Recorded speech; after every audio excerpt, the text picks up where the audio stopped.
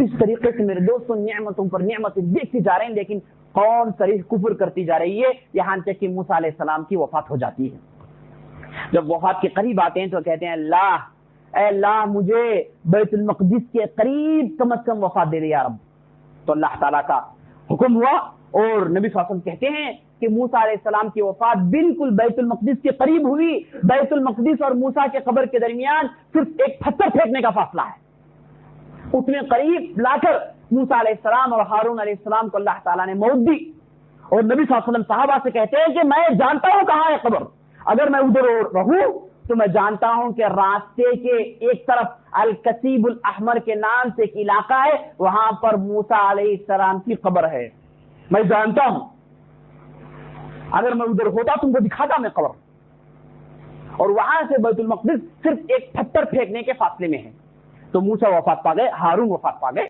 अब उसके बाद मूसा के शाकिर जिनका नाम योशा बिन नून था, उन्हें नबूवत मिली, वो उठकर खड़े हुए। एक जनरेशन खत्म हो गई, 40 साल में पूरी जनरेशन खत्म हो गई, पूरे बूढ़े खत्म हो गए, अब नौजवान तैयार हुए। इन्हें लेकर योशा बिन नून बैतुल मक़दिस में दाखिल हुए। घुमसान की लड़ाई हुई और अल्लाह ताला ने जीत दी। बैतुल मक़दिस में दाखिल हुए पहली मर्तबा। पहले याकूब अलैहिस्सलाम के जमाने में गए थे, वापस कब आ रहे हैं? मूसा का पूरा पीरियड हो गया, हारून का, यूसुफ अलैहिस्सलाम का। अब योशा बिन नून के जमाने में दोबारा बैतुल मक़दिस में दाखिल हो गए। अब बैतुल मक़दिस में रहे, अमन का दौर था, अमन का दौर था, लेकिन फिर कुफ्र शुरू किए, तो उस वक्त बैतुल मक़दिस में मेरे दोस्तों 3-4 किस्म के कबाइल के लोग थे। अरब थे, कनानीन थे, और उसके बाद हित्तीन थे, और उसके बाद जो है फिलिस्तीन के नाम से बाज लोग थे। फिलिस्तीन, ये लोग फिलिस्तीन असल में मेडिटेरियन सी के बाद आइलैंड से निकल के फलस्तीन के साउथ में आके सेटल हो गए। फलस्तीन की जमीन है मेरे दोस्तों, वेस्ट में समंदर है मेडिटेरियन सी, नॉर्थ में लेबनान, ईस्ट में सूरिया और जॉर्डान के बाद इलाके, और साउथ में जॉर्डान और सैना के इलाके, यही जो है फलस्तीन का इलाका है। तो ये मेरे दोस्तों फलस्तीन जो थे, असल में जो फलस्तीन जो लफ्ज आया, फलस्तीन का जो लफ्ज आया, इन्हीं कबीले की वजह से आया। फलस्त नाम था कबीले का, जो मेडिटेरियन सी के बाद आइलैंड से आया, आके साउथ में सेटल हो गए, और उसके बाद जब देखे कि बनी इसराइल के लोग बैतुल मक़दिस में हैं, बड़े आराम से हैं, और उनके अंदर बेहयाइयां आम हो गई हैं, और उसके बाद सरीह कुफ्र पर उतर आए, योशा बिन नून चले गए, दूसरे अनबिया आ रहे हैं, अनबिया की बात इन्हें अंदर नहीं उतरती, मानने के लिए तैयार नहीं, और आसपास के पूरे कबाइल जमा होकर इन पर हमला किए, इन्हें जलील करके, बनी इसराइल को जलील करके बाहर निकाल दिया गया। उस वक्त इनके पास एक ताबूत था, एक संदूक, एक ताबूत था, जिसे ये कबाइल वालों ने अपने पास लेकर उठाकर चले गए। ये ताबूत जो था मूसा अलैहिस्सलाम के जमाने से बड़ी हिफाजत से रखते थे। जैसे ताबूत को संदूक है, इसे ताबूत कहते हैं। इस ताबूत में मूसा अलैहिस्सलाम की छड़ी थी, उनकी लकड़ी थी, और उसके बाद इस ताबूत में तौरात के तख्तियां थी, टूटी फूटी हुई तख्तियां थी, और उसके बाद मूसा अलैहिस्सलाम के बाद कपड़े, हारून अलैहिस्सलाम के बाद कपड़े और दूसरी निशानियां थी। इसे लोग संदूक में रख के बड़ी हिफाजत से रखते थे, और ये समझते थे कि अगर ये हिफाजत से है, हम हिफाजत से हैं, अगर ये गुम हो जाए हम बर्बाद हो गए। अब लड़ाई हुई तो ये आसपास के कबाइल वाले हमला किए, उन्होंने ताबूत छिना लिया, और उसके बाद इन्हें जलील करके, और उसके बाद इन्हें निकाल दिया गया, बाहर निकल आए। एक मुद्दत तक बाहर हैं, और इनके साथ नबी हैं। अल्लाह का करना देखिए मेरे दोस्तों, हमेशा इनके साथ कोई ना कोई नबी रहते, चाहे इन्हें मारा जाए चाहे लोग जीते, इनके साथ अनबिया होते हैं हमेशा। और इनको अनबिया से टेंशन है, अनबिया से परेशानी है, वो बेक़त्लिहिमुल अनबिया बिग़ैरि हक़, ये हमेशा अनबिया को कत्ल करने वाले हैं। क़तलतुल अनबिया, अनबिया को कोई कत्ल करेगा? मालूम नहीं है, कत्ल कर दिया अलग बात है, अमलन जानते हैं अल्लाह ताला की तरफ से हैं, ये अल्लाह ताला की तरफ से जानते हैं, लेकिन कत्ल करेंगे उन्हें, क्योंकि ये बार बार टोकते हैं, ये मत करो वो मत करो, क्या परेशानी है। ये ऐसी जालिम कौम है मेरे दोस्तों। तो उसके बाद हुआ है, इनके साथ एक नबी थे जिनका नाम सामुएल انہوں نے سامویل نبی سے پوچھا، کہا کہ آپ اللہ کے حکم سے ایک ہمارے درمیان ایک بادشاہ بنا دیجئے، ہم دوبارہ بیت المقدس میں داخل ہونا چاہتے ہیں۔ سامویل نے کہا کہ اچھا سوچ لو۔ بولے کہ نہیں ہم تیار ہیں۔ تو سامویل نے کہا کہ ان اللہ بعث لکم طالوت ملکا، اے لوگوں جان لو اللہ نے تمہارے اوپر طالوت کو بادشاہ بنایا ہے۔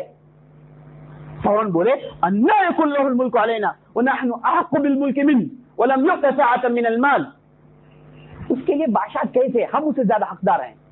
طالوت کے لیے بادشاہ ہو، ہم اس سے زیادہ حقدار ہیں، ہم کو بادشاہ بناؤ، اس کے پاس مال نہیں ہے۔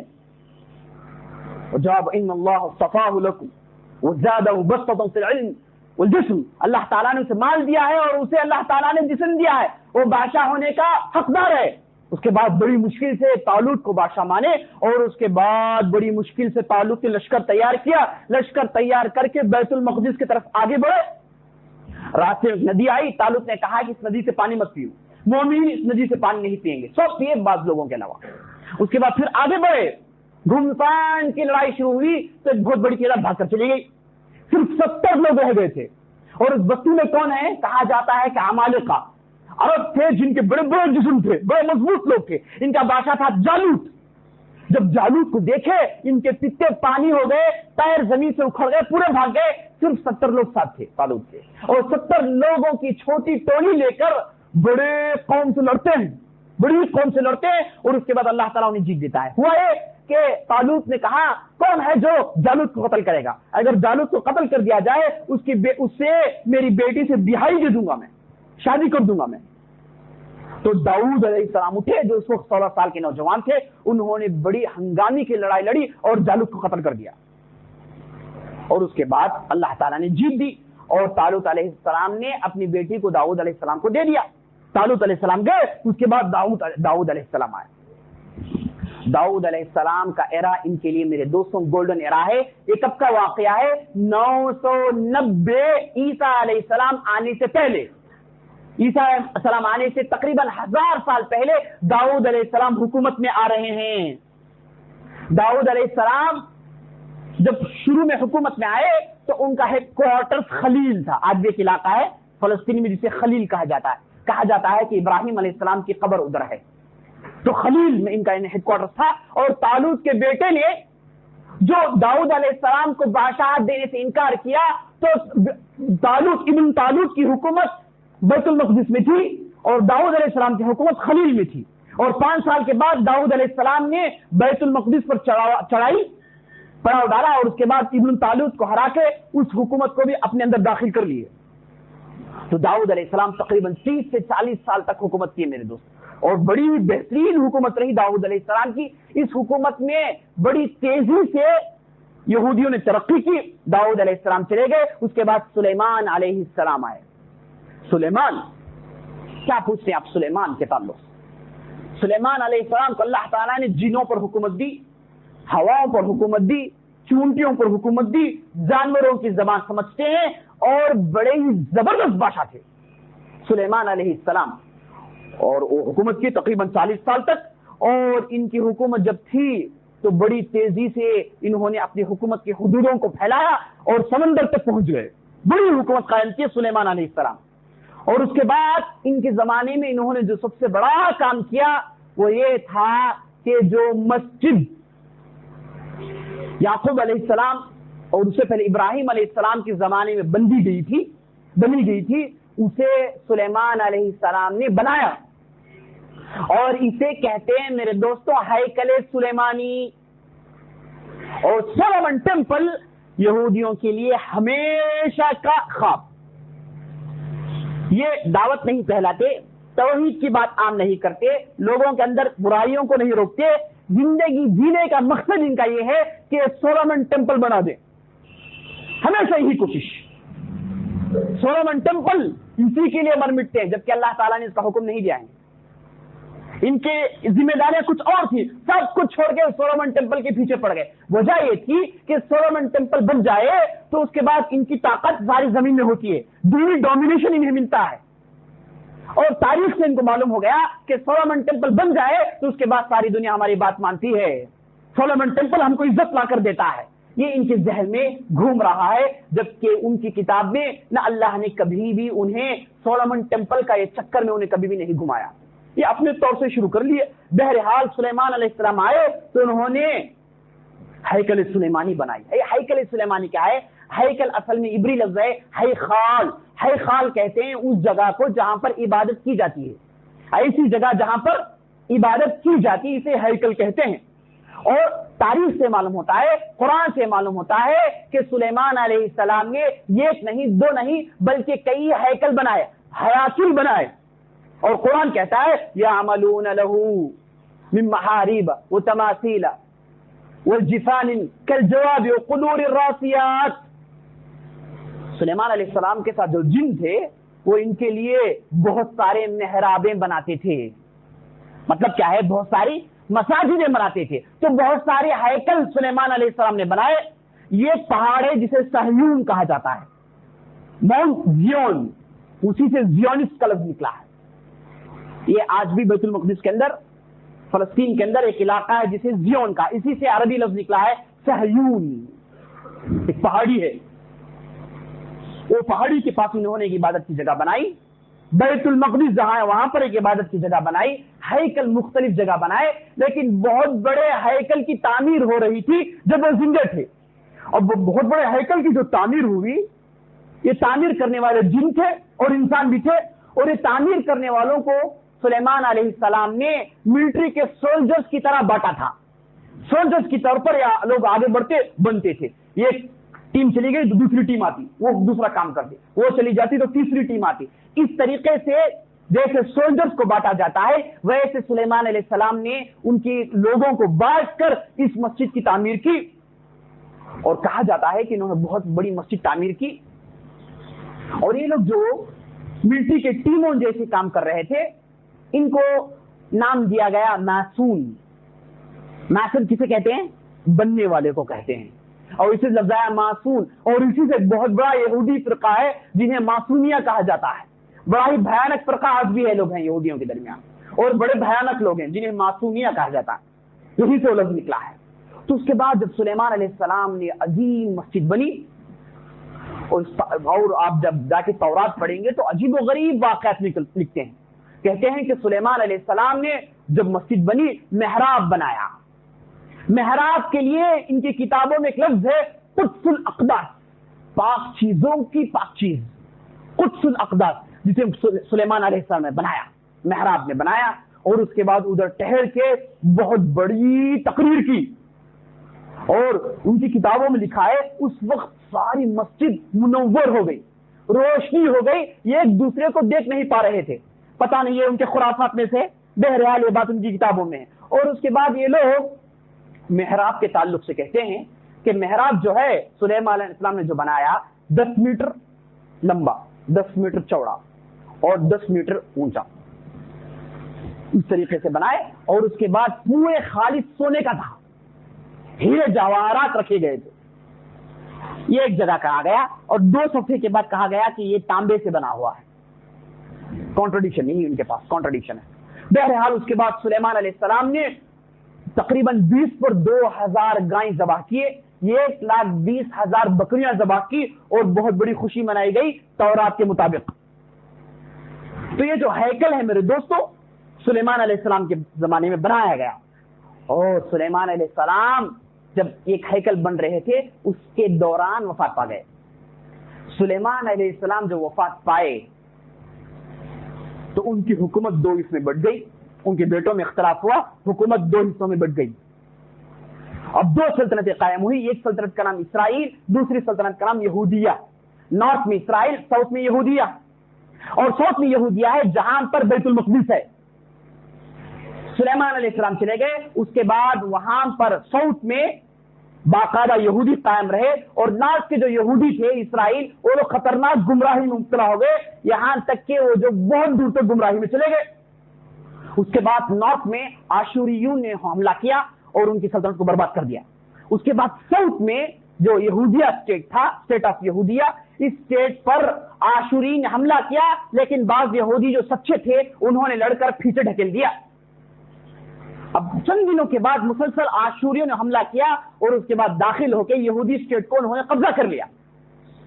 قبضہ کرنے کے بعد ان پر ایک بادشاہ بنا یہودیوں میں سے جس کا نام صدیقیہ، وہ ان کا بادشاہ تھا. لیکن صدیقیہ کے ساتھ مل کے سب جمع ہو کے آشورین کے خلاف انہوں نے بغاوت کی. اور اسی زمانے میں بابل سے ایک بھیانک بادشاہ آیا جس کا نام بخت نصر. جس کا نام کیا ہے؟ بخت نصر. یہ بھیانک بادشاہ آیا، وہ آ کے یہودیہ اسٹیٹ پر بھیانک حملہ کیا.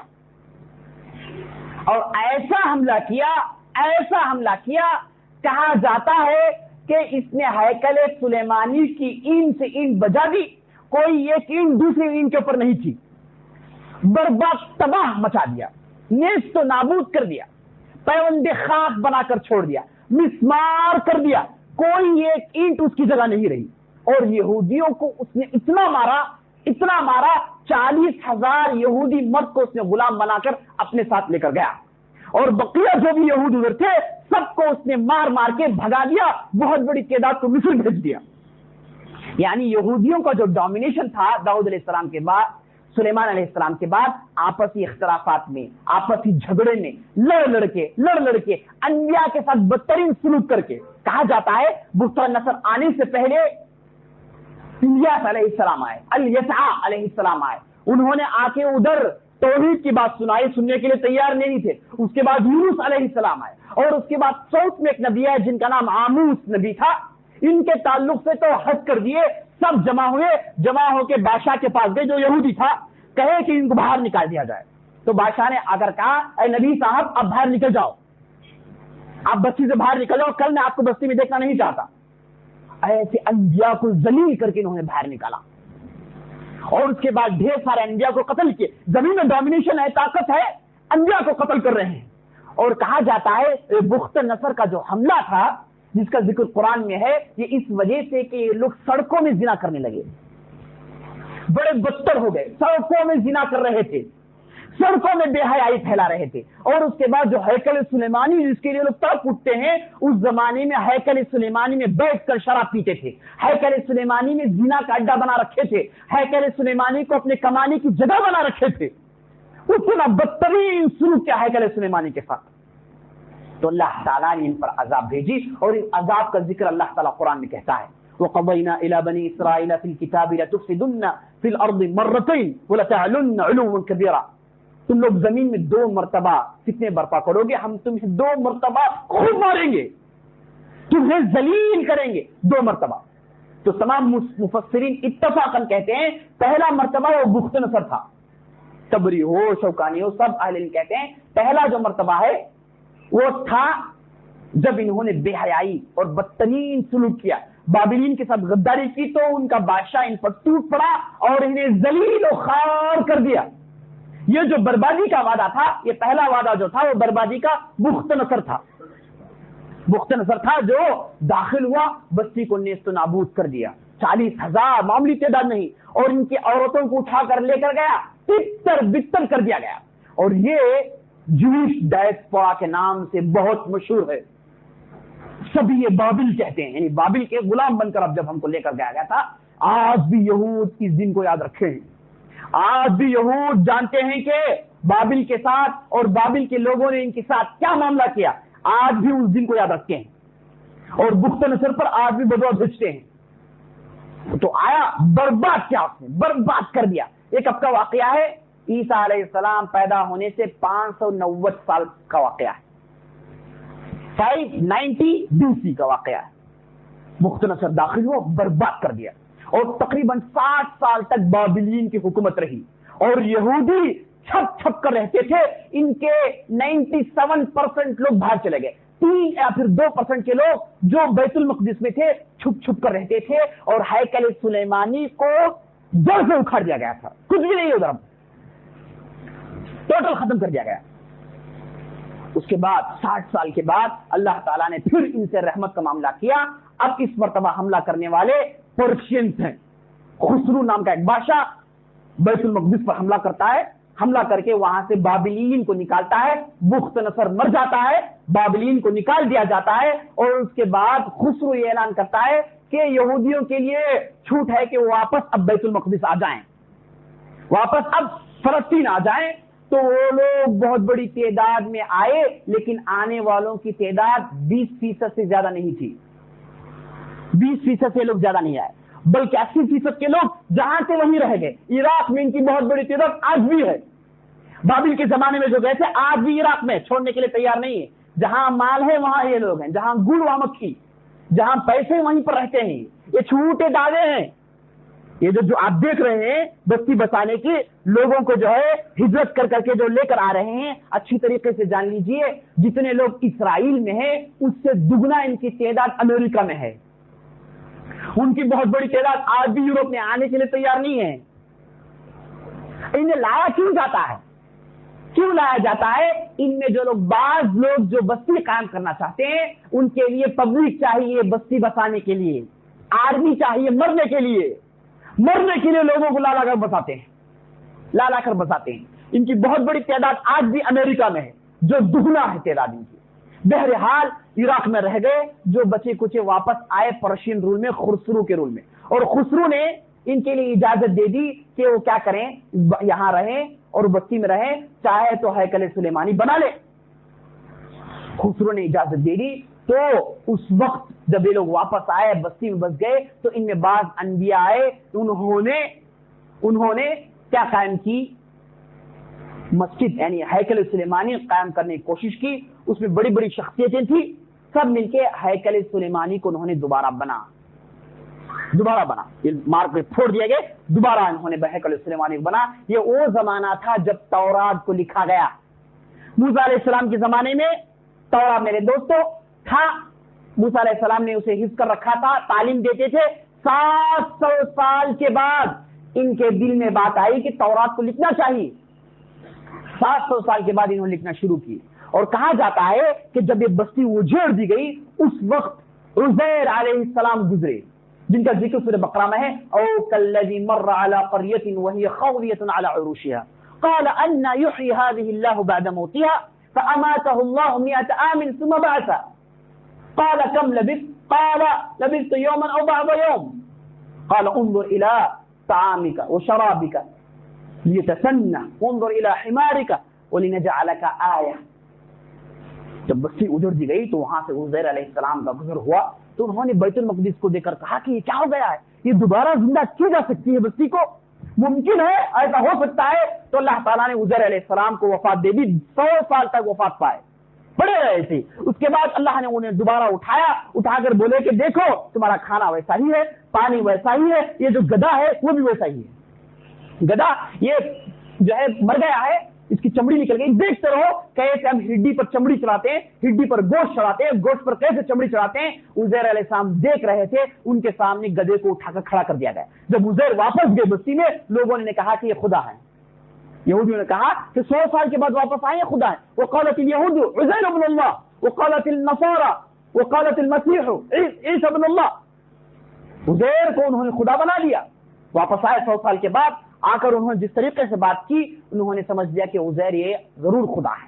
تو عزیر علیہ السلام آئے اور اس کے بعد کہا جاتا ہے کہ وہ تورات کے حافظ تھے. انہوں نے ان کی نگرانی پر ہیکل سلیمانی بنائی گئی اور ان کی نگرانی پر تورات کو لکھنے کا کام شروع ہوا، لیکن مکمل نہیں ہوا. تقریباً 400 سال انہوں نے لیا تورات کو لکھنے کے لیے. تورات کو مکمل کرنے کے لیے کتنے سال لیے میرے دوستوں؟ 400 سال. تھوڑا لکھتے گم جاتا، یہاں تک کہ 400 سال کے بعد تورات کتاب کی شکل میں آیا. اور تورات جو ہے اسے سیو کرنے کا ان کے پاس عجیب و غریب طریقہ ہے. یہ لوگ کتاب کی شکل میں اسے نہیں رکھتے، بلکہ ہر ورق میں جو میسج ہوتا ہے اسے ایک لوہے کی کمبی میں لپٹتے ہیں، فولڈ کرتے ہیں. آپ دیکھیں گے ان کے مندروں میں آج بھی جو ہے تورات فولڈ کر کے رکھتے ہیں، بڑے فولڈ سے کھول کر پڑھتے ہیں. ہر ورق کو فولڈ کر رکھتے ہیں اور پڑھتے وقت کھول کر پڑھ کے پھر بند کر کے رکھ دیتے ہیں. ہر ورق کے لیے ان کے پاس ایک کمبی ہوتی ہے جس میں وہ تورات کے اوراق کو فولڈ کر رکھتے ہیں. ان کا طریقہ ہے. تو میرے 700 سال کے بعد 400 سال کی مدت میں جو کتاب لکھی گئی اور لکھنے والی قوم یہودی قوم، کیا اس میں میسج کی حفاظت ہوگی؟ کیا یہ کتاب محفوظ ہوگی؟ ہرگز نہیں میرے دوستوں، ہرگز نہیں. اسی لیے قرآن کو نبی صلی اللہ علیہ وسلم کی زندگی میں حفاظت کر دیا گیا. اور اس کے بعد ابوبکر صدیق کے زمانے میں کتاب کی شکل میں لا لیا گیا، اور عثمان رضی اللہ عنہ کی زبان میں اس کے کئی نسخے بنے، قرآن کی غیر معمولی حفاظت ہوئی، تورات کی حفاظت نہیں ہوئی۔ اسی لیے ہم دیکھتے ہیں تورات میں خرافات، بیکار کی باتیں، بے بنیاد باتیں اور بدترین باتیں، فلسفے بھرے ہوئے ہیں جو 100% آپ کہہ سکتے ہیں کہ اللہ کا کلام نہیں، لیکن بعض علاقے ایسے ہیں جسے محسوس یہ ہوتا ہے کہ یہ ضرور اللہ کا کلام ہے، لیکن وہ پوری کی پوری باتیں ہماری کتاب میں ہیں۔ تو 1100 سال کے بعد تورات کی کتاب مکمل ہوئی، تو بخت نصر کے بعد عزیر آئے، انہوں نے اس کا کام کیا، اور یہ جس کے بعد پرشینس آئے، پرشینس یہودیوں کے ساتھ اچھا سلوک کیے، پتہ نہیں آج بھی یہی تعلق ان کے درمیان قائم ہے۔